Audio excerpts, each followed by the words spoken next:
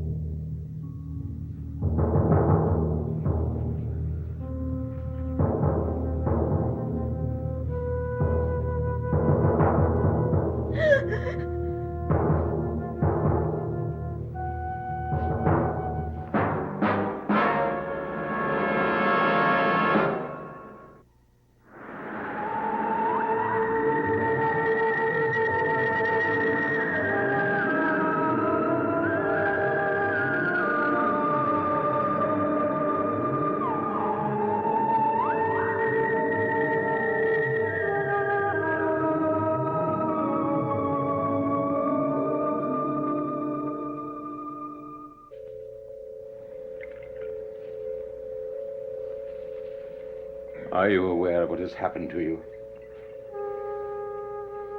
Yes. Do you remember where you are? Yes. You feel the urge to run away from me? No. I feel I belong with you. And so you do.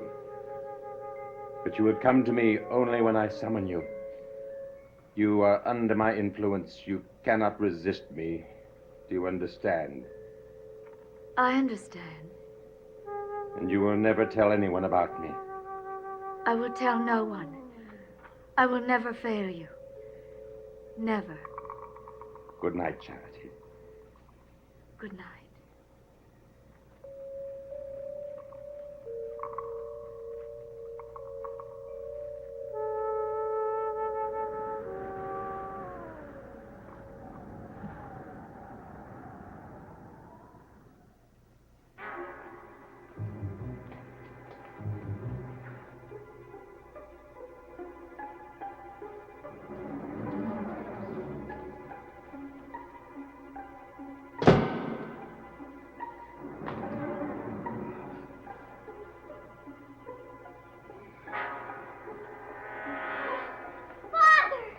Nora!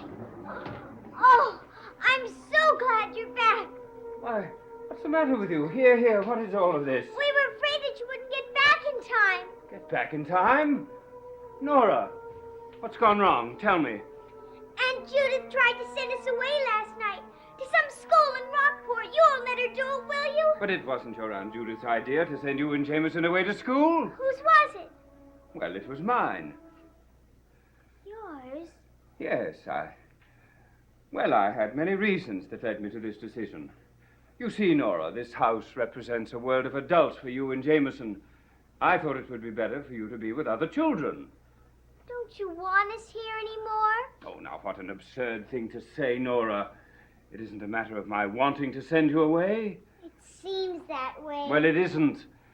I'm just trying to do what's best for you. I'm thinking of your future, Nora. But we like it at Collinwood. We both like Rachel so much. She's the nicest governess we ever had. I like Rachel as much as you do, but please try to understand my reasons. I have tried.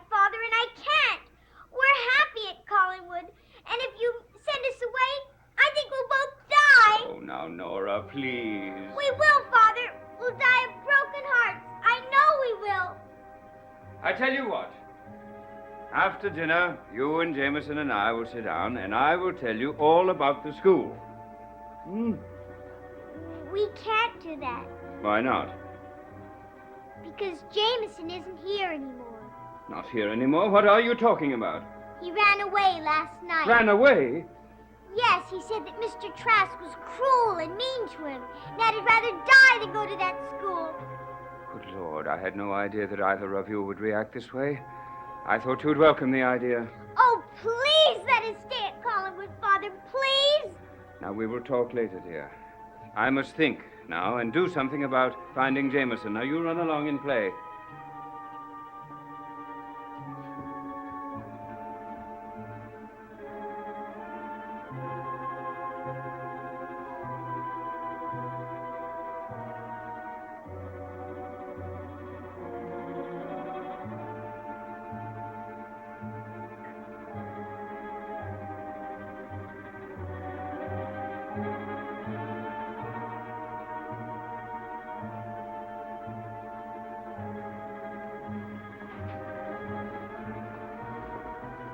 Oh, good afternoon, Miss Trask.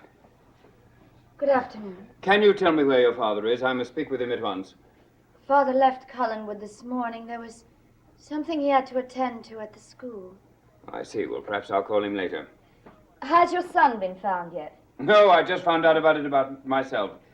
Actually, I'm not very worried that he really ran away. Knowing Jameson as I do, he's probably hiding somewhere on the estate, and he intends to stay there until he gets his way. He sounds like a strong-willed child. He is. But also lacking in discipline. Yes, I'm afraid he's that, too. I'm sure Worthington Hall will do him a world of good. Yes, I'm sure of it, but we must get him there first, mustn't we? Yes. Miss Trask, are you all right? It's so terribly bright in here. Right, I hadn't noticed that. The light hurts my eyes. Well, how very odd. Yes. Would you excuse me, Mr. Collins? I should like to be alone. Yes, of course. I'll go into my study and phone your father.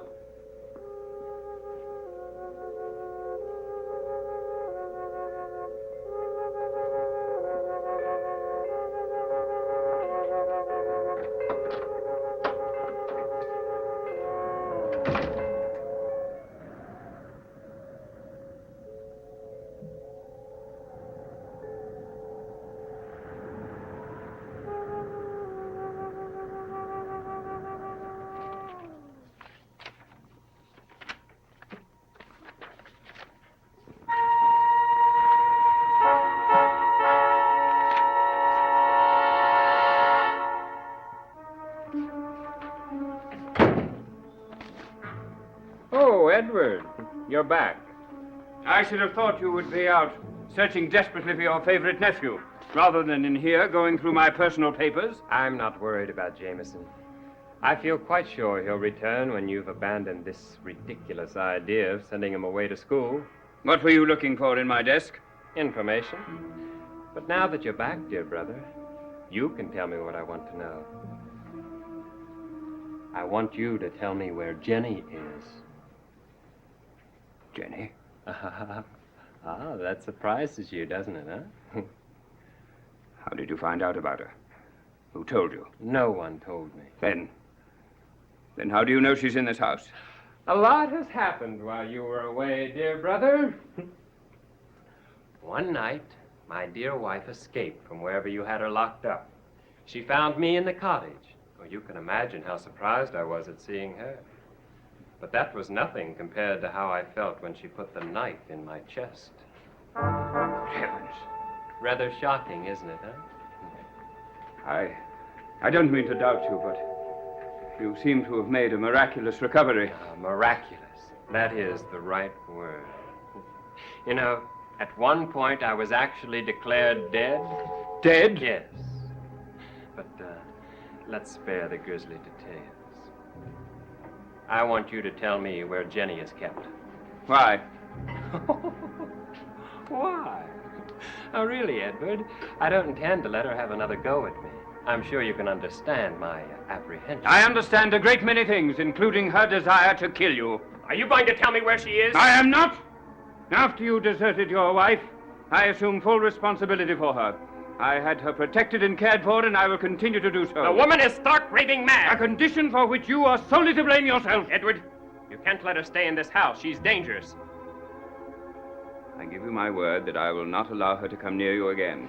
Your word is no good. It's already happened once. It will not happen again. Your pomposity is disgusting.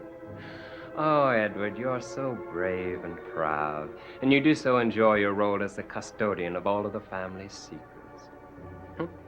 You've pampered all of us, Edward. And we know that we've been wasting our lives because you'll always be there picking up the bits and pieces, pasting them back together again to perpetuate the myth of family honor and dignity. You are everything each of us is not. You're solid and strong and honest, and your mind is hermetically sealed. I think we've come to the end of this conversation, Quentin. No, not quite. We've only discussed my wife. We haven't gotten around to yours. And we're not going to. You know, I've often wondered since I've been back why you haven't inquired about Laura. The answer is absurdly simple. I do not care to know about her. But Edward, she's your wife. Now, surely you must be curious as to what became of her when she followed me out of this house and halfway around the world. I'm not in the least bit curious. Actually, she no longer exists for me. Shall I tell you when and where I last saw her? Egypt, in the city of Alexandria. I do not wish to hear any more of this, Quentin. I forbid you to mention her name again in this house. Is that quite clear? You forbid me. I like that, Edward. It's so like you. Oh, I'm sorry, Father. I didn't know you were busy. That's all right, Nora. What do you want? Would you mind if I sit at your desk for a while and draw? Of course, dear. I was just leaving.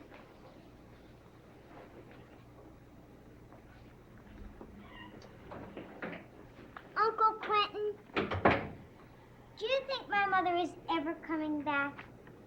What made you ask that? I don't know. I've been thinking about her all day long. Do you think she's ever coming home?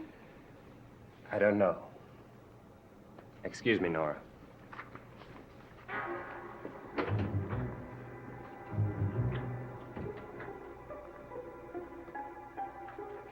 I see. Would you ask him to call Edward Collins the moment he returns? Thank you.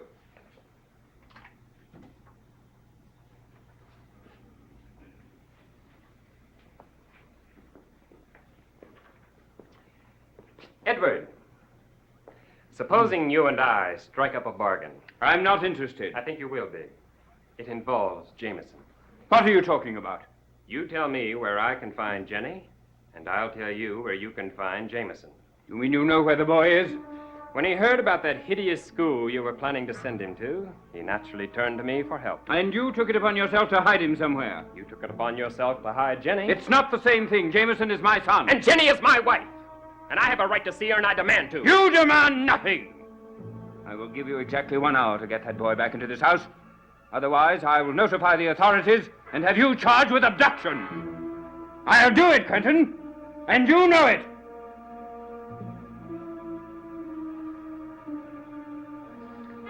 All right, Edward. You shall have your son. And you needn't tell me where Jenny is. Sooner or later, I'll find her. And when I do, I'm going to kill her.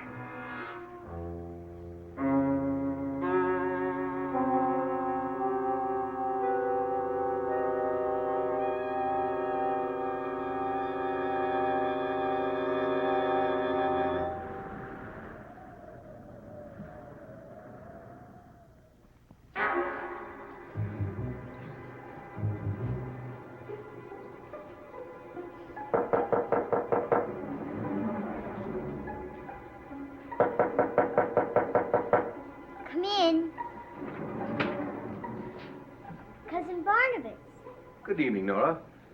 I've been looking for your father. Do you know where he is? He was here late this afternoon. You haven't seen him since then? No. I was sitting here drawing. All this time? Yes. What have you been drawing? Would you like to see?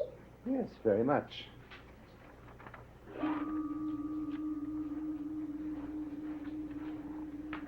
Don't you like it?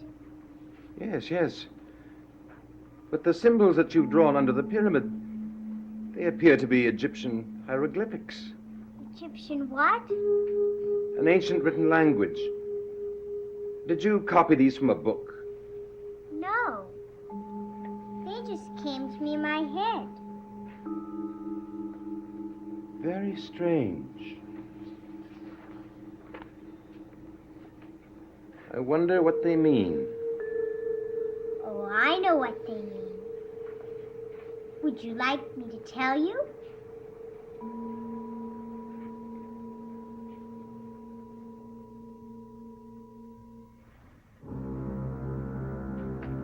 Is something wrong, Cousin Barnabas? No. It's just that I think you're playing a little joke on me. A joke? But you couldn't possibly know the meaning of these symbols. They're thousands of years old, older than the pyramids themselves. But I do know. Then what do they mean? My mother's coming home. What makes you think that the symbols say that? I don't know. I just know that this means mother and this means house. And that when I finished the drawing, that thought kept going through my head. My mother's coming home. I see. You like your mother very much. You miss her, too, don't you? Yes, she's been gone a long time. How long? About a year now. But she'll come back. I know she will. Oh, Edward, I've been looking for you. I want to have a talk with you. And I with you. Will you excuse us, Nora? Yes, Father. I believe I heard you questioning Nora about her mother. I thought that it was understood, Now, Barnabas. before that- you go on, Edward, let me say that it was Nora who brought up the subject of her mother. I had no intentions of discussing it, but then she showed me a curious drawing that she had made. A drawing that I found strangely disturbing, to say the least.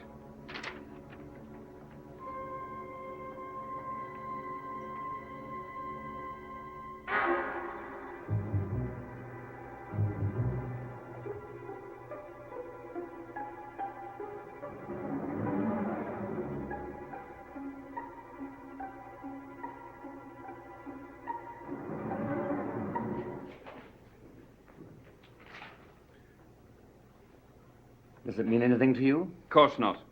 Means nothing to the child either. But how could she know the meaning of these symbols that are thousands of years old? It's more of Quentin's nonsense. Quentin. He refuses to stop interfering into the lives of my children, especially Jameson. I can't get rid of him, so I thought to send them away to school. As a matter of fact, that's exactly what I wanted to talk to you about. The school that you're planning to send them to. Well, I'm not so sure I'm going to send them now. Oh? I just had a long discussion with Jameson. He's back and in his room. I've promised him that I will wait a day or so before I consider the matter again.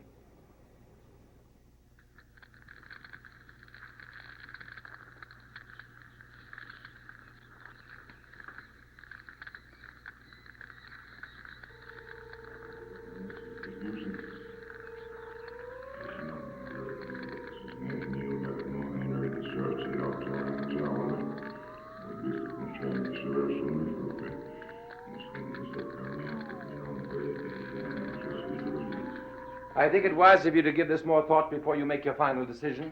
Understand I'm not doing this because Jameson ran away. I refuse to be intimidated by anyone, by at least my own son. But he did seem overly concerned when I mentioned it to him. I understand. Well, won't you stay for dinner? No, thank you. I want to see somebody in town. Good night. Good night, Barnabas.